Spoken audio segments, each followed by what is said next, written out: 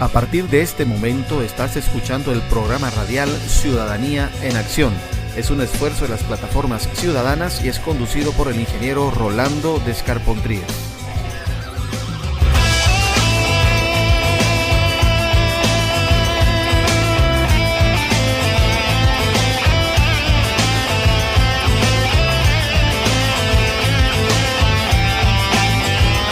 Este programa va dirigido al público en general y tiene la intención de formar ciudadanos cívicos que luchen por la democracia y reinventen la política boliviana.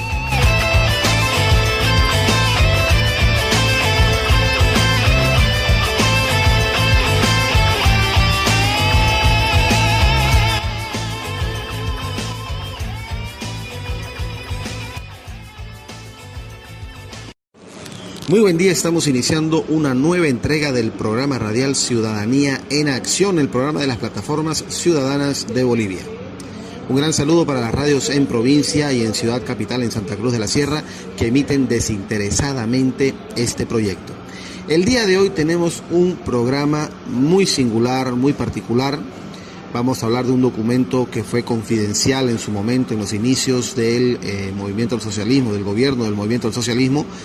Y este documento vamos a leerlo, vamos a desmenuzarlo con la ayuda de un compañero de lucha, Ricardo Rada, de la plataforma Nueva Oposición. Ricardo, bienvenido al programa. Muchísimas gracias, Rolando. Un enorme saludo a toda la audiencia que nos escucha en este momento. Agradecido por la invitación y bueno, a la espera de lo que podamos desarrollar en tu programa. Bueno, vamos a empezar por el título, ¿no? Ojo, que arribita dice confidencial. En su momento, este es un documento del 2006.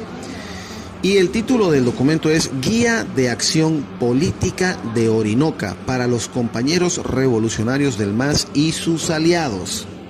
Vamos a puntos como el objetivo, por ejemplo, sería la creación de un Estado plurinacional campesino indígena y con un gobierno centralista y estructurado sobre la figura de nuestro líder Evo Morales Ayma.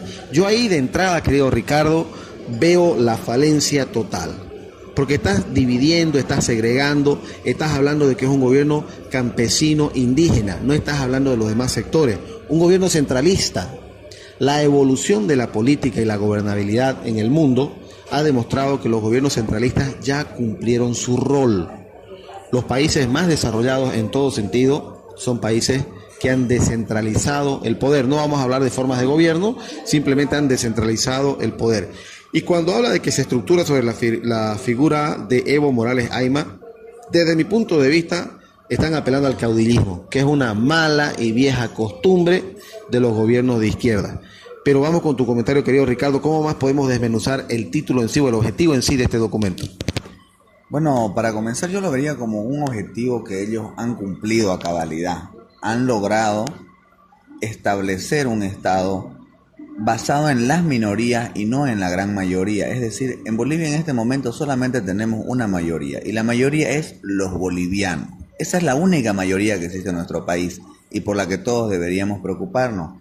Todo lo demás son minorías. Estos señores agarran las minorías y ahí están las 36 naciones, los pueblos indígenas, los gremiales, los sindicatos, el CONALCAM, la Central Obrera, etcétera, etcétera. Terminan siendo minorías de los cuales ellos se aprovechan para darles regalos, para darles, en pocas palabras, chamuchinas, darles quinto, para que ellos sean sus grupos de choque y los defiendan para que ellos se puedan perpetuar en el poder. Ellos han conseguido establecer este Estado campesino indígena.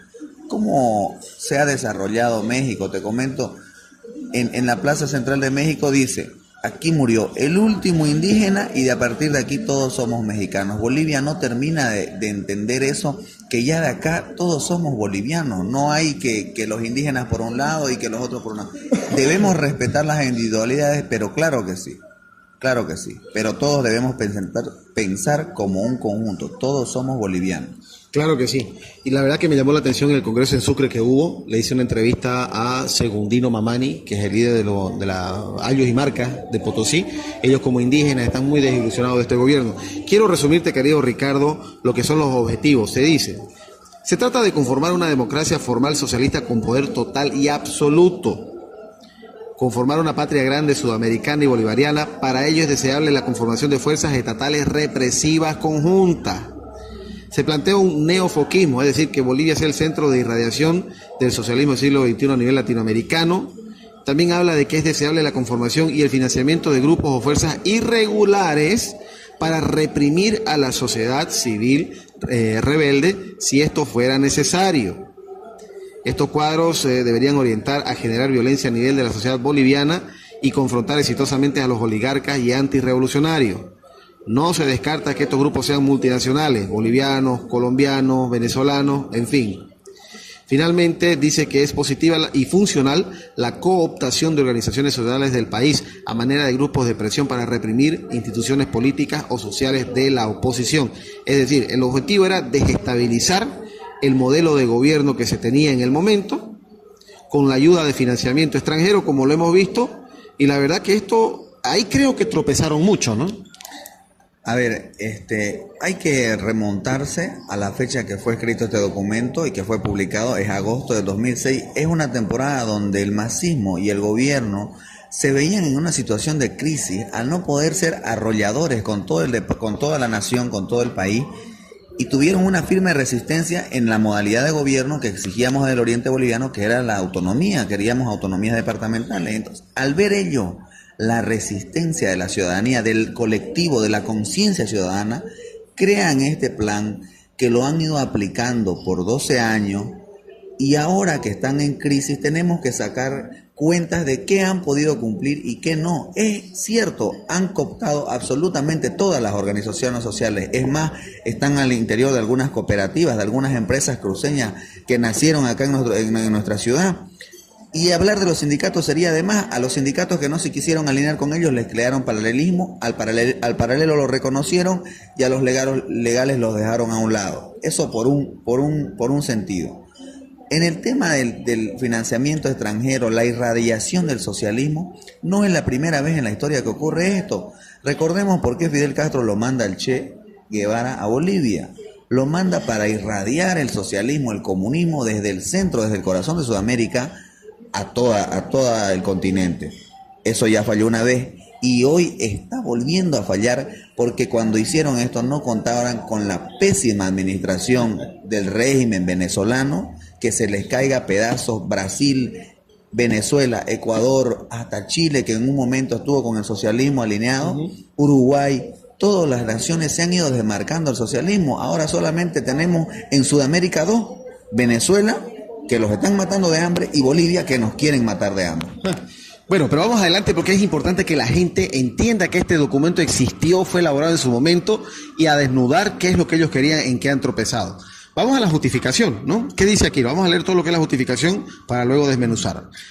Si no se pudiere por medios democráticos, la violencia partera de la historia es necesaria para imponer el nuevo Estado plurinacional.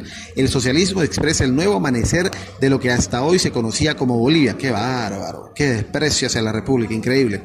Vamos para adelante.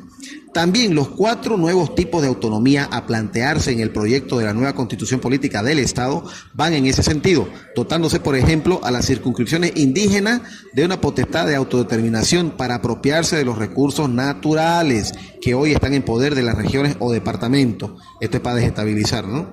Sigue. A nivel de los departamentos de la Media Luna, en ese momento se conocía como Media Luna al oriente boliviano, más Chuquisaca y Tarija, y de otras circunscripciones, el gobierno debe seguir financiando, fomentando y organizando grupos de presión, especialmente de raigambre campesino indígena. El objetivo es fomentar la inevitable confrontación campo-ciudad y así inviabilizar el proceso autonómico que mayormente ha sido promovido desde las ciudades capitales del departamento. Es verdad, la verdad que los orientales, los cruceños, siempre hemos querido cambios radicales, positivos para toda Bolivia, pero esta gente lo expresa muy mal. Vamos para adelante. Al interior de los departamentos es inevitable la división y confrontación entre pobres y ricos. El caso de la ciudad de Santa Cruz de la Sierra debe ser seguido. En el Plan 3000, habla del Plan 3000 y aquí me acuerdo de los encapuchados del Plan 3000, ¿no? Los ponchos rojos del Plan 3000. Y otros barrios populares se otorgan ayudas estatales para movilizar cuadros y grupos de presión. En su momento estos grupos formarán parte de la citada represión social democrática. No se descarta su utilización durante los referéndums autonómicos si es que se llegase a este caso y fracasara la imposición del nuevo proyecto de Constitución Política del Estado. Se vio mucho de esto. Para terminar, habla de, se debe implementar una política de prebendas estatales para municipios, se vio mucho, especialmente de la media luna, a fin de romper la lealtad con el proceso de autonomías departamentales. Si se tomaron o cooptaron efectivamente gran parte de las instituciones sociales, al menos las que históricamente solían ser de carácter contrahegemónico de la sociedad boliviana, e incluso en algunos casos se deben fortalecer instituciones paralelas, como ser comités cívicos populares. Esto se vio mucho. La creación de comités cívicos paralelos e instituciones paralelas a las que ya existían para desestabilizar. Es el modus operandi del que estábamos hablando precisamente. O sea, ellos buscan generar el paralelismo para generar la duda y finalmente son ellos los que controlan el tema de personalidad jurídica, etcétera, etcétera. Y son ellos quienes autorizan quiénes sí y quiénes no. El gran error que no consideraron los masistas, que no consideró el gobierno, es haber pensado que los indígenas eran neófitos, que eran estúpidos y que los podían manipular como ovejas. Acá podés leer que ellos hablan de usar a los indígenas y a los campesinos, y hoy vemos que el indígena y el campesino mantienen la conexión con la madre tierra, con el ambiente en el que se desarrolla, y eso se pudo ver cuando el gobierno intenta penetrar en el TIMNI. Los indígenas, los campesinos salen a la defensa, y ahí es donde Evo Morales fracasa en dividir a los bolivianos entre caras e indígenas. El indígena estaba en este momento defendiendo la democracia porque considera que defender la democracia es defender la naturaleza. Bien, bien. Vamos para el tercer punto. Hemos visto objetivos, justificación. El tercer punto dice atacar al enemigo del pueblo en la media luna. En su momento fue feroz el ataque contra el oriente boliviano. Pero vamos leyendo. Dice, el enemigo del pueblo es la denominada media luna, hoy en proceso de articulación. Dentro de este contexto, el enemigo estratégico es el departamento de Santa Cruz, visibilizado a través del prefecto y el comité cívico. Recordemos que este documento es del 2006. Justificación. El enemigo se debe aniquilar porque a través del proceso autonómico departamental se podría inviabilizar el nuevo Estado plurinacional que está por nacer. Recordemos que tales autonomías defienden el Estado de Derecho, la democracia y otras instituciones burguesas y corruptas propia de la actual República de Bolivia. Precisamente pues promueven las instituciones que el pueblo debe desmontar. Me sorprende que hablen la verdad en este documento de corrupción en las instituciones cuando ellos no han podido con la corrupción. Es increíble. En fin, estrategias y acciones, ya vamos a hablar de esto también. Inviabilizar los procesos autonómicos, especialmente el cruceño, romper la lealtad de gobiernos municipales hacia el proceso autonómico a través de prebendas a ser financiadas por el gobierno de Venezuela. Ya está quebrado en este momento el gobierno de Venezuela. Gestar la inevitable división y confrontación campo-ciudad a nivel municipal. En el caso de Santa Cruz incluso ya se seleccionaron municipios con elevada población migrante, campesino, indígena. Bueno, eso aquí inclusive cita San Julián como ejemplo. Para oponerse al proceso autonómico se debe financiar cuadros y grupos de presión para violentar cuando sea necesario. Al interior de las ciudades capitales se promueven las autonomías, se deben organizar y gestar la división entre ricos y pobres. Cada cosa que ponen acá son demasiado teóricos. Yo creo que algo que tienen los izquierdistas que son muy teóricos, la verdad. Habla de, por ejemplo, se debe cooptar la Corte Nacional Electoral y especialmente el Tribunal Constitucional para que vocales o autoridades comprometidas con el proceso de cambio de nuestro gobierno declaren inconstitucional el proceso autonómico que se viene.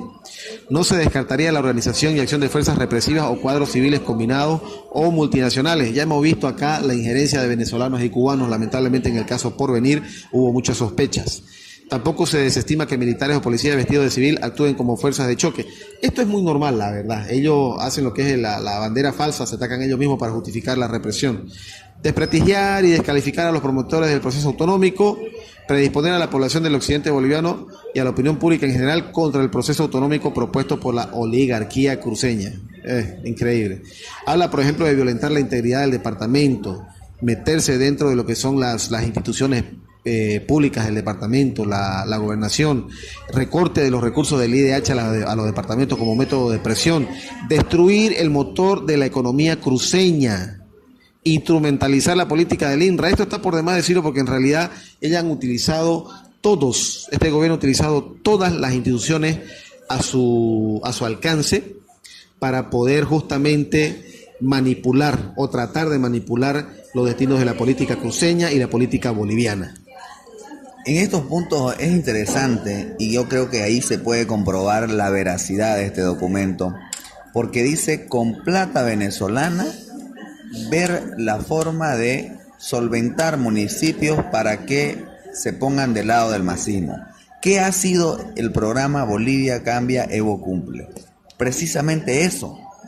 El gobierno bloqueaba la aprobación del presupuesto anual de la gobernación, bloqueaba los proyectos de los municipios y con el proyecto Bolivia Cambia, Evo Cumple, solventaba a los municipios para que hagan gestión. Un alcalde necesita hacer gestión para poder ser elegido y poder tener una aprobación en su municipio. Entonces Evo Morales llegaba con coliseos, llegaba con una cosa, con plata, con canchas, con hospitales, es cierto, solamente infraestructura porque nunca los equiparon, pero con eso ellos fueron resquebrajando la unidad que en su momento tuvo nuestro departamento en son de un objetivo. Postergaron la autonomía tanto tiempo que es reciente, este año después de 12 que se han aprobado los estatutos y unos estatutos por los que nunca los que hicimos los han prostituido prácticamente, nos han entregado lo que les dio la gana.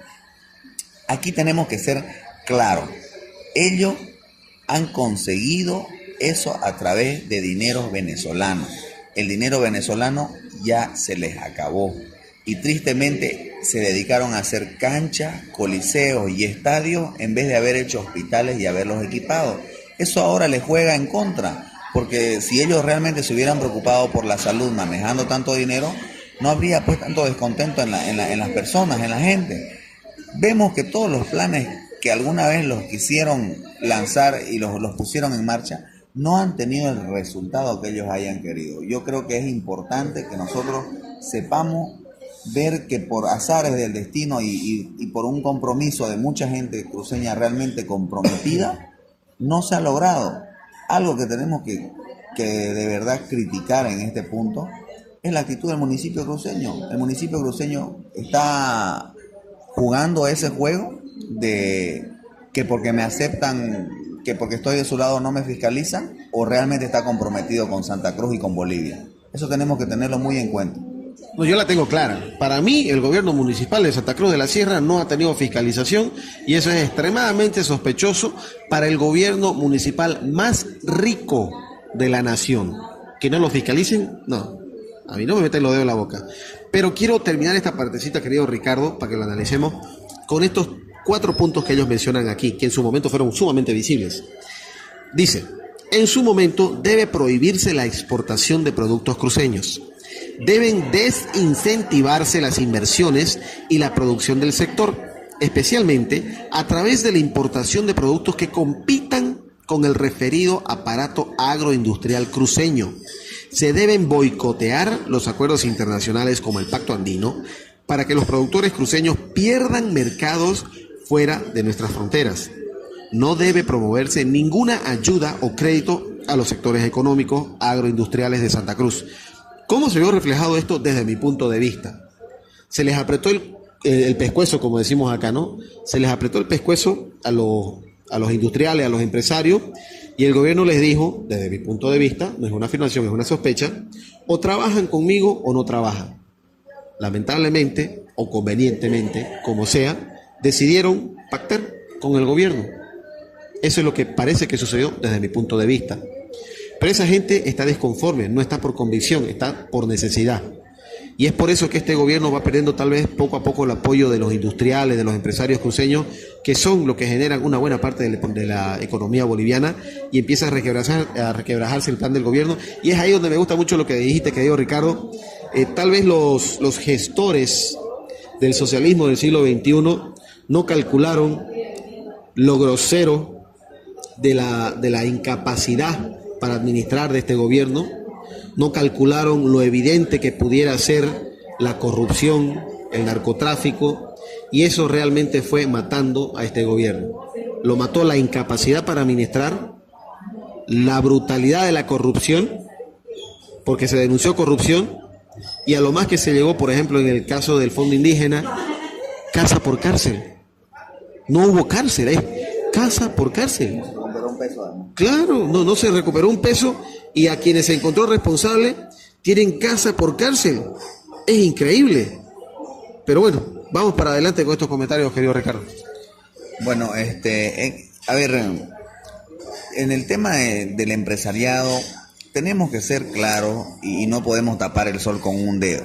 El empresario está para generar riqueza. El empresario tiene que tener una solvencia económica de su empresa para seguirla manteniendo. Y si no, pues prefiere cerrarla.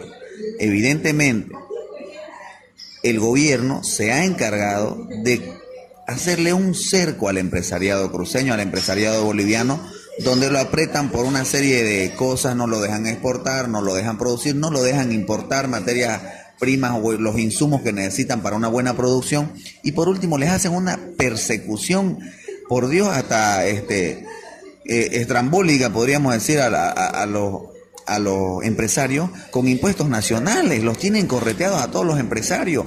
Lamentable es que los empresarios no vean un poquito más allá de las elecciones y no vean que el momento de manifestarse es este. Si ellos no se manifiestan en este momento, mañana será tarde. Con total seguridad que mañana será tarde. El empresario tiene que elegir: cierra su empresa y deja a los trabajadores salir a la calle hoy por el transcurso de 10 días, de 2 semanas, o se está sometiendo a que dentro de 1 año o 2 años tenga que cerrar definitivamente su empresa, tenga que perderla, tenga que expropiar su empresa. El empresario no ve lo que sucedió en Venezuela, una economía tan fuerte, siendo uno de los países más grandes productores de petróleo, se quebró en cuestión de meses. Bolivia no tiene una economía fuerte, Bolivia tiene una economía frágil. El rato que haya, ya sea un cambio de dólar, un cambio de cualquiera de las reservas internacionales o del precio del gas vuelva a caer, Bolivia nos vamos a ir pa'l carajo, con el perdón de la palabra, y eso lo tiene que ver el empresario hoy. El socialismo, como tú lo dices, Rolando, ha sido la peor lacra, y la peor lacra dentro del socialismo ha sido la corrupción.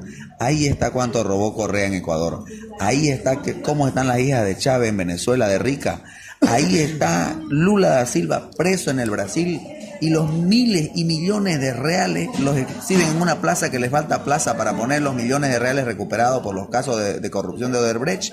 Ahí está Cristina Kirchner en Argentina, ahí está el hijo de Michelle Bachelet en Chile. Señores, las pruebas las tenemos al alcance de la mano, al alcance de la vista. O sea, no tenemos que cegarnos, y el empresariado tiene que ser, en este sentido, comprometido con su patria hoy, porque mañana va a ser tarde. Bueno, va para adelante con el último punto que dice cómo condicionar la clase media. Claro que es que uno agarra y en realidad identifica la prosperidad de un país por la cantidad de clase media que existe. Dice así: las clases medias constituyen, debido a su tendencia de aburguesamiento y a la movilidad social, un verdadero peligro para el proceso revolucionario instaurado por nuestro gobierno. Es así que se plantean las siguientes tácticas para su condicionamiento necesario. Primero, cooptación de los líderes de opinión pública y personajes conocidos de las ciudades capitales de departamento, especialmente de los medios de comunicación. Segundo punto, a nivel de los aparatos de comunicación del Estado, se debe condicionar a la población citadina a la violencia, acostumbrándola a pensar que la confrontación entre Oriente y Occidente es una necesidad histórica para el cambio.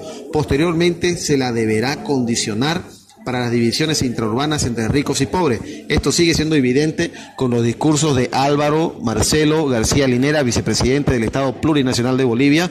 Es fácil irse a YouTube, busquen los discursos de este señor en las escuelas de pueblo, de comunidades, en su discurso en los coliseos en donde él va. Es dividir, dividir, dividir. Una estupidez, la verdad. Último punto, dice: si no fuere posible condicionar a la clase media, se debe iniciar el proceso de expropiación de sus bienes y privilegios, y de los cuales gozó gracias a los gobiernos coloniales y neoliberales. Se deberá comenzar limitándoles la propiedad privada y luego consolidar paulatinamente su debilitamiento económico y político, a fin de que el Estado pueda canalizar gran parte de los recursos públicos al ámbito rural, donde está el verdadero pueblo y las naciones originarias del país. Ahí hay que recordar el intento que hubo en Venezuela y en Bolivia de cortar el tema de la herencia, que no exista la herencia. Y yo ahí quiero aclararle algo a la gente que es partidaria del socialismo del siglo XXI. Es una estupidez pensar que la clase media es burguesa. La clase media se sustenta en el trabajo. La gran mayoría de la clase media somos profesionales, gente que hemos tenido que estudiar, en la gran mayoría de los casos, en universidades públicas, que tienen un proceso de aceptación, de ingreso. Entonces, primero hay que estudiar para poder dar el examen. Al dar el examen hay que poder ingresar, aprobar el examen para ingresar, y aún así hay que sacar una carrera. Son años de esfuerzo de quien estudia y de los padres que tienen que financiar ese estudio. La clase media representa el esfuerzo de un país. Mientras mayor sea la clase media, mayor la fortaleza de la economía y mayor la prosperidad.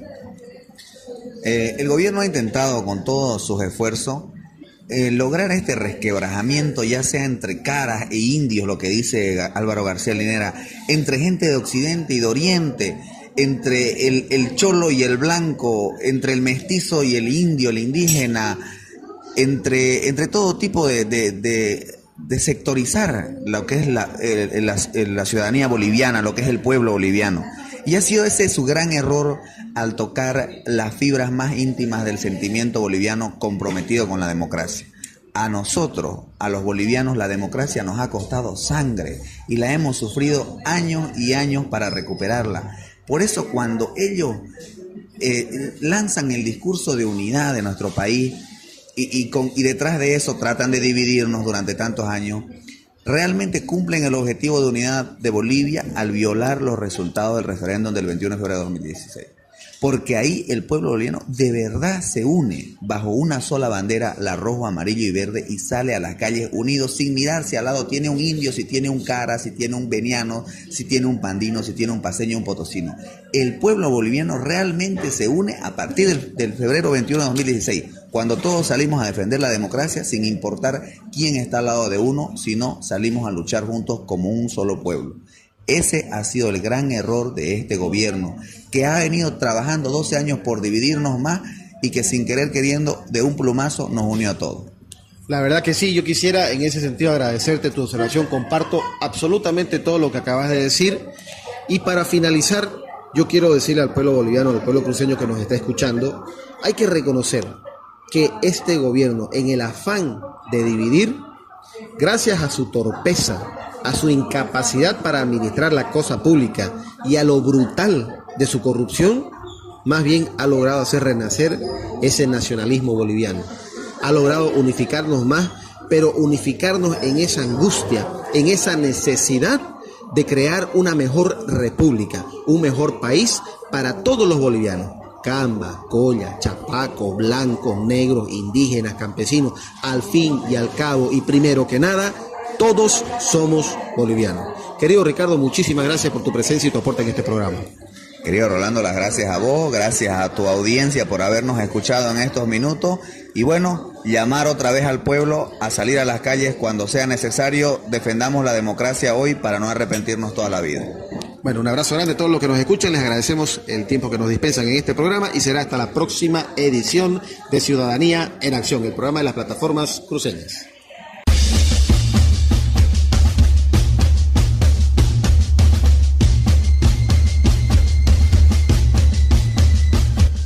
La libertad sin democracia no existe y la democracia sin un pueblo educado es imposible. Haz respetar tu voto.